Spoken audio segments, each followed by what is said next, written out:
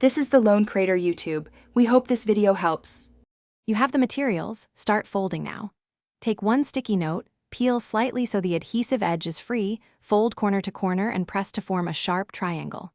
Once done, fold the top corner down a little to round the petal tip. This creates the tulip curve. Repeat quickly with 5-7 notes so you have layers. Make sure to keep adhesive edges aligned the same way. That orientation lets petals stack and stick without extra glue. You now shape and build the flower. Take 2 folded petals, overlap about 1/3 and press the adhesive so they hold.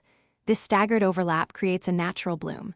Once several petals are connected, pinch their bases tightly and wrap a 1/4-inch tape or tiny glue strip around the base to lock them.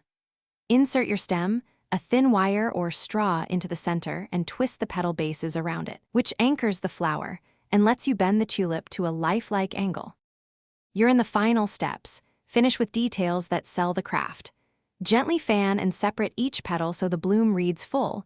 Curl edges inward or outward a touch for natural variance.